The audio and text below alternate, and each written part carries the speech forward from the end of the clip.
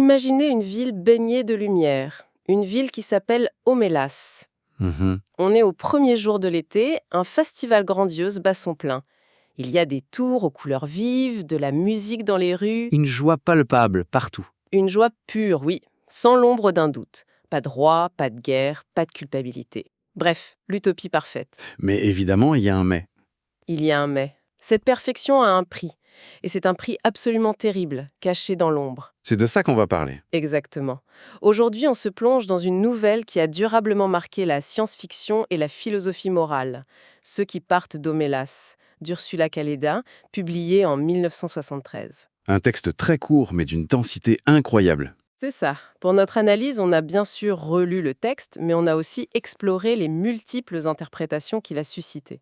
L'objectif, c'est de comprendre comment ce petit récit est devenu un outil aussi puissant pour nous questionner sur le bonheur, la justice. Sur nos propres sociétés, en fait. Alors, allons-y. Plongeons-nous dans ce conte qui, en apparence, a l'air si simple. Commençons par le décor, si vous voulez bien. Cette image d'Épinal. Oui, bienvenue à Omélas. La nouvelle nous jette au cœur de la fête. On nous décrit des courses de chevaux, des enfants qui jouent, une sorte d'harmonie collective qu'on peut presque sentir. Et Le Guin prend bien soin de préciser quelque chose d'important sur les habitants. Oui, ce ne sont pas des simplets, pas du tout. Au contraire, ils sont intelligents, cultivés, passionnés. Ce n'est pas l'utopie naïve des bons sauvages. C'est une civilisation qu'on imagine à son apogée. Absolument. Et ce qui est fascinant, c'est que Le Guin le fait très consciemment. Elle laisse la description de Mlèze assez floue sur le plan politique, économique. Elle ne rentre pas dans les détails. Non. Et elle nous dit même, à travers le narrateur, si quelque chose ne vous plaît pas, imaginez-le autrement. L'important, c'est pas le comment de l'utopie. C'est le ressenti. C'est exactement ça. Le but est de nous faire accepter ce bonheur total, sans faille, comme un postulat de départ. C'est une technique narrative redoutable. Parce qu'en nous faisant désirer cette perfection, Eh bien, elle prépare le terrain pour un choc moral qui sera d'autant plus violent. Le but n'est pas de présenter un modèle, mais de nous tendre un piège philosophique. et c'est un piège qui se referme brutalement. Oui, Une fois qu'on est bien installé dans ce confort, cette image de bonheur absolu, là, la nouvelle nous révèle ce qu'il y a sous le tapis. le coût. La condition non négociable. Toute la beauté d'Omélas, la gentillesse des gens, la créativité, la santé des enfants. Tout ça. Tout ça repose sur une seule et unique chose. La misère abjecte et perpétuelle d'un unique enfant. C'est à peine soutenable. La description est terrible. On parle d'un enfant enfermé dans le noir, dans une sorte de cave. Sous-alimenté, complètement négligé, terrorisé, il a probablement un retard mental, ou en tout cas il l'a développé à cause de ses conditions de vie.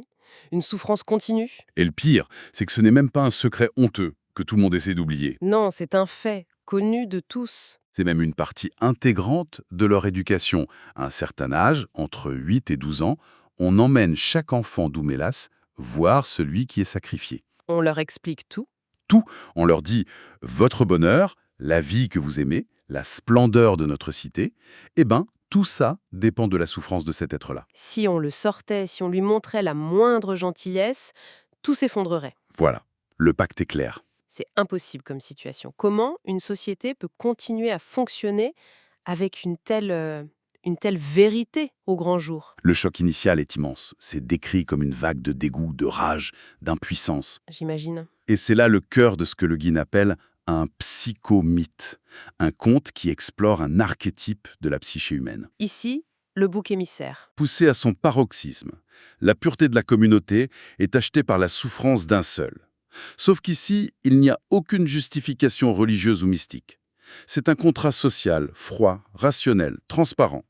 Et c'est ça qui est si dérangeant. Oui, ça nous force à nous poser la question: un bonheur collectif peut-il être juste s'il est consciemment bâti sur une injustice individuelle, absolue? Alors, face à cette vérité, il y a deux chemins qui se dessinent. Rester ou partir? La plupart des gens, après le choc, la colère, finissent par accepter. Ils rationalisent. Oui, ils se disent que la souffrance d'un seul, aussi terrible soit-elle, ne pèse finalement pas lourd face au bonheur de milliers de personnes. C'est une sorte de réalisme tragique, Et Le Guin suggère même que ça rend leur bonheur plus profond, plus poignant. parce qu'ils connaissent le prix exact. C'est une parfaite illustration de la pensée utilitariste, en fait.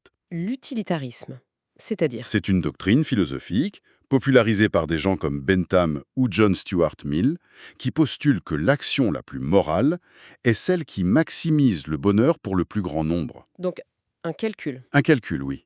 Et d'un point de vue purement mathématique, le calcul d'Homelas est implacable. Pour un utilitariste strict, il est même correct. Le bien-être de toute une ville contre le malheur d'un seul. Le gain nous jette cette logique au visage pour nous en montrer la monstruosité. Ceux qui restent à Homelas sont, en un sens, des utilitaristes parfaits. C'est terrifiant. L'idée que la morale puisse se réduire à ça, un simple calcul, ça semble logique sur le papier, mais viscéralement, c'est monstrueux. Et tout le monde ne peut pas l'accepter. Non. Et c'est là que le génie de Le Guin opère.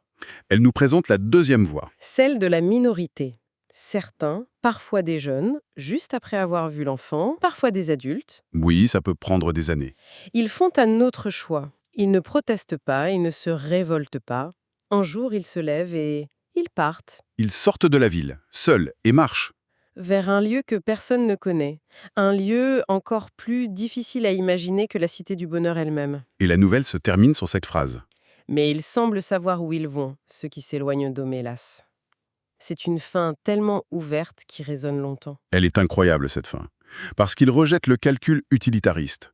Pour eux, peu importe le bonheur du plus grand nombre, torturer un enfant est un mal absolu. C'est un acte de conscience individuelle. Oui, qui prune sur le bien commun. Mais la question qui reste, et c'est toute la force du texte, c'est est-ce que cet acte est admirable ou est-ce qu'il est inutile? Cette idée est si puissante, si intemporelle. On se demande d'où elle vient. Alors, c'est un mélange assez fascinant. Il y a d'abord l'anecdote amusante, presque triviale. Ah oui! Le Guin a raconté que le nom Homelas lui est venu en voyant un panneau de signalisation pour la ville de Salem en Oregon. Salem. Homélas. Ah, vu dans un rétroviseur. Exactement. Salem à l'envers avec un O. Elle en a même plaisanté en disant « D'où me viennent mes idées d'oublier Dostoïevski et de lire les panneaux routiers à l'envers naturellement ». J'adore. Comme quoi les idées profondes naissent parfois de situations banales. Mais elle mentionne Dostoïevski. C'est là qu'on touche au cœur philosophique. L'inspiration la plus directe qu'elle cite, c'est un essai du philosophe américain William James. Le philosophe moral et la vie morale. C'est ça. Et dans ce texte, James imagine une utopie où des millions d'êtres seraient heureux au prix. D'une seule âme perdue vivant dans la torture. C'est quasiment la trame d'Homélas.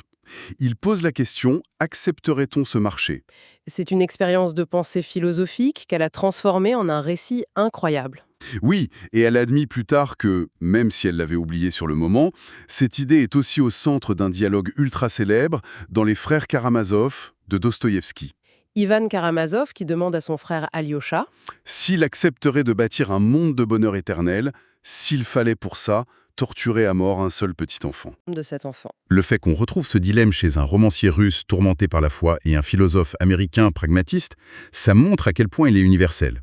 Et Le Guin, elle, a réussi à le cristalliser dans une forme narrative parfaite. Et cet héritage, on le voit dans l'impact qu'a eu la nouvelle. Elle a gagné des prix prestigieux comme le Hugo, mais sa vraie victoire, c'est sa longévité. Ah oui, absolument. Le Guin elle-même disait, avec fierté, que sa nouvelle avait eu une longue et heureuse carrière dans les salles de classe. Pour bouleverser les élèves et les faire se disputer férocement sur la morale. C'est une machine à penser, une invitation au débat qui ne vieillit pas. C'est ça. Et on peut même pousser l'analyse un peu plus loin. L'interprétation simple, c'est de dire que c'est une dénonciation du bouc émissaire, ce qui est juste, mais un peu court. D'accord. Le philosophe Thibaut Giraud, par exemple, propose une lecture plus subtile et encore plus dérangeante. Il se concentre sur ceux qui partent. Oui. Il pose la question « Que font-ils, concrètement ?» Eh bien, ils partent. Mais leur départ ne sauve pas l'enfant. Il ne change absolument rien au statu quo à Homélas. Attendez. Donc leur geste, qui nous semble si moral, si courageux, serait inutile. Voire égoïste. Ça paraît contre-intuitif, je sais. On a envie de les admirer. Oui, Mais d'un point de vue utilitariste, qui juge une action à ses conséquences, leur geste est pire qu'inutile. Il est même négatif. Il ne diminue pas la souffrance et il soustrait leur propre bonheur de la somme totale. Alors pourquoi partent-ils ? Giraud suggère qu'elles ne partent pas pour changer le monde, mais pour se changer eux-mêmes, pour refuser d'être complices. C'est un choix pour préserver leur intégrité morale, personnelle, pour pouvoir se regarder dans un miroir ? C'est exactement ça. Et on est en plein dans un conflit entre deux types de morale. Une morale des conséquences, l'utilitarisme, où on cherche le meilleur résultat global ? Et une morale des principes, qu'on appelle la déontologie, où on refuse de faire certains actes, peu importe les conséquences. Et ceux qui partent choisissent cette deuxième voie. Précisément, ils choisissent de ne pas violer un principe fondamental. On ne torture pas un enfant. Leur action n'est pas utile, mais elle est juste, selon leur code moral. Et le gain nous place exactement au point de friction entre ces deux visions, sans nous dire laquelle est la bonne. Elle ne nous donne pas de leçon de morale. Non, elle nous force à construire la nôtre. C'est ça qui est si puissant. Alors, que retenir de tout ça? On est face à un dilemme sans bonne solution, j'ai l'impression. C'est le but. D'un côté, on a le choix d'accepter un bonheur imparfait, coupable, mais un bonheur bien réel pour des milliers de gens. Et de l'autre, Le choix d'une pureté morale individuelle, un refus de l'injustice, mais un choix qui semble totalement inefficace pour aider les victimes. c'est une nouvelle brillante parce qu'elle ne nous laisse aucune porte de sortie facile. Aucune. Et elle nous laisse avec une question finale qui est peut-être la plus importante. Le gain nous présente deux options, rester ou partir. Mais n'y en a-t-il pas une troisième? Une troisième? Une option qu'aucun personnage n'envisage dans le récit. Se battre. Tenter une révolution. Essayer de libérer l'enfant. Même si ça veut dire risquer de détruire le bonheur de tous, de plonger la ville dans le chaos. Sans même être sûr de réussir. Exactement. Faut-il choisir entre la pureté morale de celui qui part et l'efficacité politique, potentiellement violente, de celui qui se révolte? Et si on transpose ça à notre monde? C'est vertigineux. C'est toute la question. Ne vivons-nous pas tous, à notre échelle, dans une version d'Homélas? Notre confort, nos technologies, ne dépendent-ils pas de souffrances lointaines? Des enfants dans le placard qu'on choisit le plus souvent de ne pas voir. Voilà. Et face à cette réalité, la plupart d'entre nous, on reste. Certains, symboliquement, partent en changeant leur mode de vie. Mais la vraie question que Legan nous pose, sans y répondre, ce n'est peut-être pas de savoir s'il faut quitter Homélas. C'est de savoir comment reconnaître la nôtre. Est-ce qu'on est prêt à faire ou à sacrifier une fois qu'on l'a reconnu?